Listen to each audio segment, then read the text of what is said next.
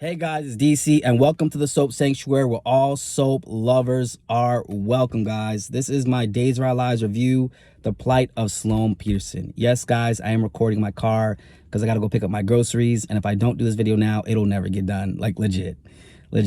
I know I usually have my fancy backdrop and stuff, but if I don't do this now, it'll never get done. Never. Anyways, so let's talk about Sloan Days. We know the baby switch storyline has just recently now, wrapped up, kind of, sort of. Well, Sloan's part in it anyways.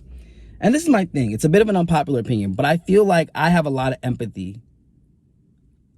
sympathy for Sloan. I won't say sympathy because more pity. Sympathy for Sloan. The reason being is that with Sloan is, I feel like with Sloan is that she had a lot of loss. I have my notes right here, guys. She had a lot of loss.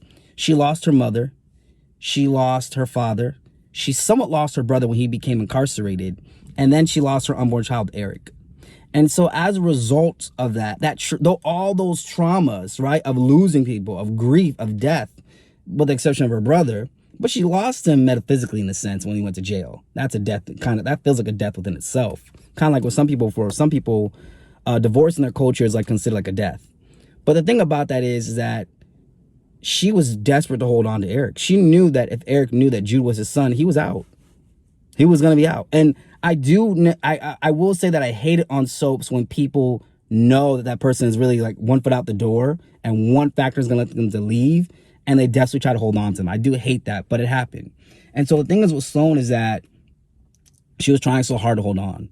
I do believe that in some ways that this is karma for Nicole for trying to steal Sammy's baby Sydney, over a decade ago on Days of Our Lives. But my thing is, I just feel like I understand where Sloan was coming from. The sad thing about it is her friendship with Melinda Trask is not strong enough to keep her on the show.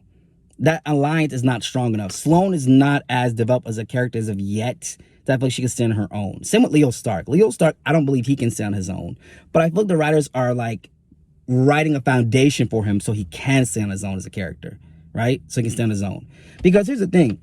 I feel like Leo was just as complicit in this baby switch as Sloan, as Melinda, as even EJ. But you can see the writers are clearly writing him out of that.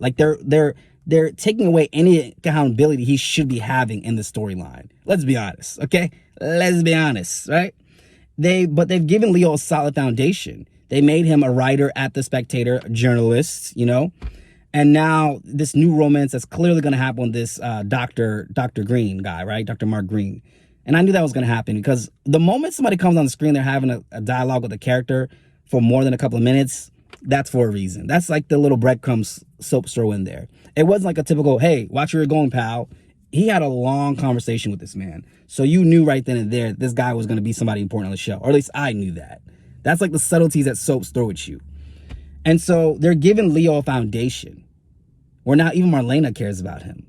Marlena's like, okay, Leo, let's talk about this. Leo's getting a therapy session with Marlena Evans, the woman, right?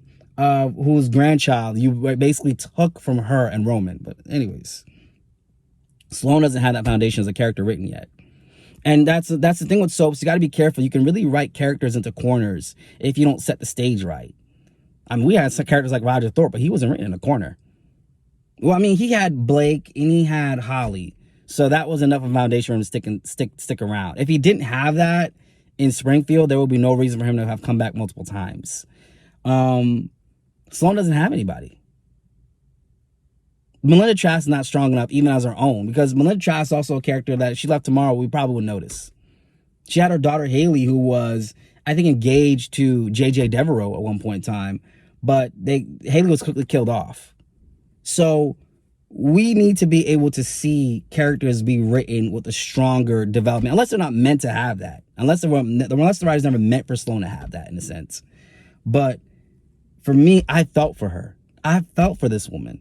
She was cruel about some things, but I felt for Sloan. She had a lot of loss, and Chanel Dupree has not paid for that crime of accidentally pushing her mother off the roof.